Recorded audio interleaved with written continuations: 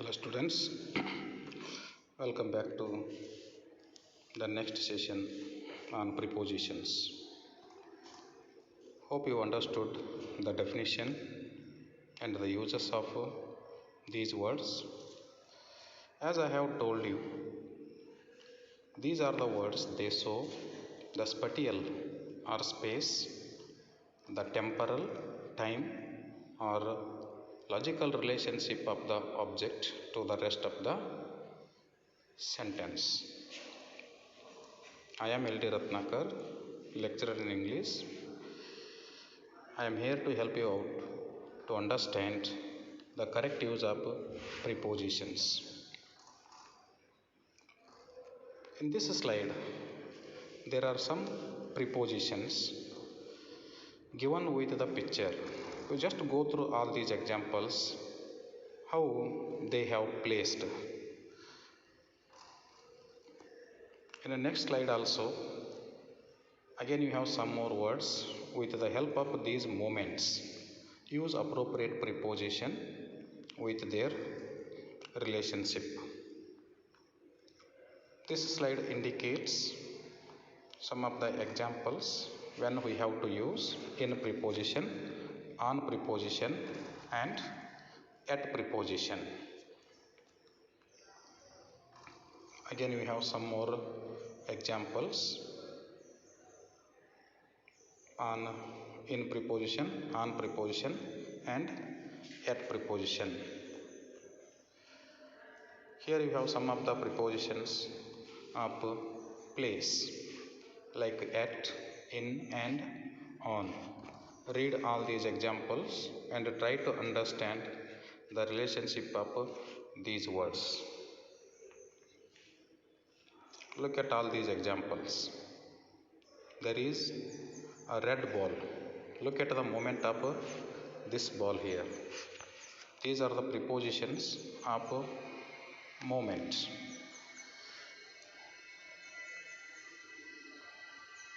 Again you have some more prepositions. Those words are given in red color. Look at these few more examples. The above preposition, under, below, beneath preposition, beside.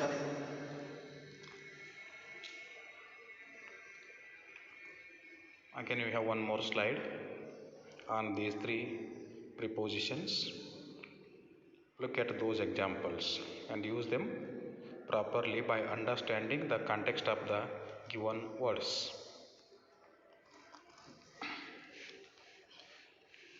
First preposition is at preposition. It is used for the hours at 9 o'clock, at Christmas, at noon. In preposition is used whenever we have the names of the weeks, months, years, decades and centuries.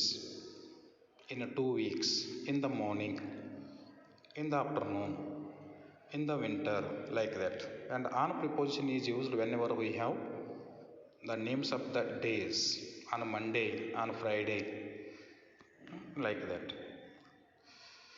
In last session I have told you how these prepositions often confuse us because they play an important role in the sentence. Sometimes the same word is used as a preposition or an adverb or a conjunction. Hence, the students often get confused about them and they could not make out their correct meaning and distinction. There is no specific rule for the use of a particular preposition, and only wide reading helps to know their correct usage. Look at these few confusing prepositions I had given in that last session. First two confusing prepositions are in and at preposition. In preposition is generally used before the names of the countries, big cities or towns. For example, he lives in America or we live in Bengaluru. Like this in preposition At preposition is used before the names of villages, small towns and the colonies. For example, he lives at Bagyawadi in Bijapur district. These two are the confusing prepositions. First two confusing prepositions. Second two confusing prepositions are beside and besides. Beside means by the side of a thing. He is standing beside the box. The second word besides means in addition to. For example, he plays cricket besides volleyball. Next two confusing prepositions are between and among. Between preposition is used when we speak of only two things or two persons. But among preposition is used when we speak of more than two persons or things. Both means in there. The boy stood between his two sisters. The boy stood among the crowd. Here note the number of the things and persons. Next two confusing prepositions are in and inside. As I have told you, in preposition is used before the things when they are rest, whereas inside preposition is also used for the same things when they are in rest, in and inside. The bird is in the nest. The boys are inside the classroom. Next two confusing words are out and outside. When something goes out of the classroom, use out preposition and outside.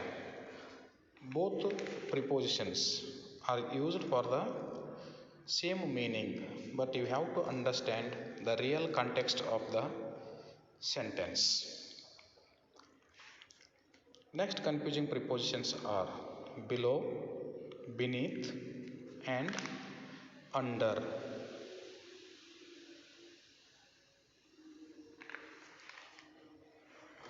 Below preposition is used when something is in the lower level in position, means dignity or exception. Beneath means also under something. The ball is under the table. I am below his rank. The results are below my expectation. All these three words carry same or similar meaning, but you have to understand the position, dignity or expectation. Means when there is something under of it, use either one of these three prepositions. Next confusing prepositions are up, down, to, towards, into and within. They are used when the things are at rest.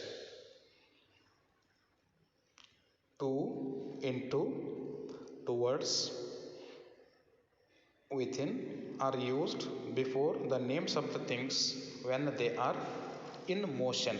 For example, the train ran into the tunnel. She went to Bengaluru. Like that. Coming towards, he ran towards his house.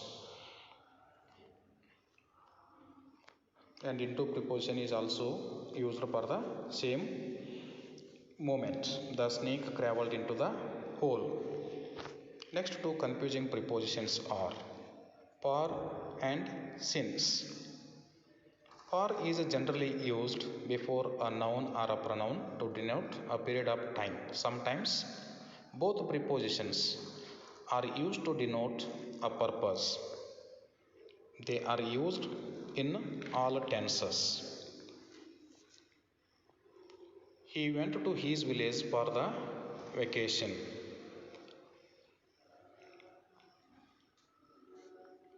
And he has been ill for a week. When we have the exact particular time, for preposition will be used since.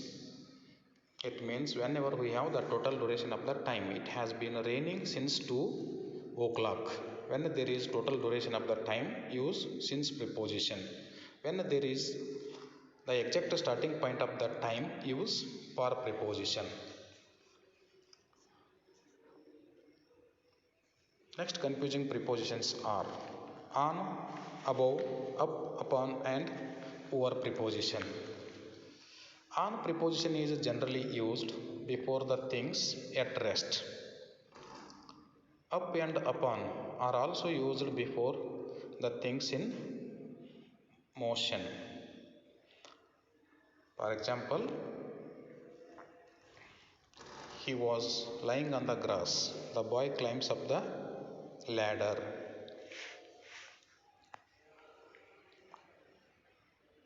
These are some of the confusing prepositions. In the last example, you have two more confusing preposition, that is of and of. First, of is used to indicate the cause, reason, source, quality, separation, etc. Second, of is used to indicate only separation or detachment condition. He died of cancer. This ring is made of gold. These are some of the confusing prepositions. Hope you understood all these examples.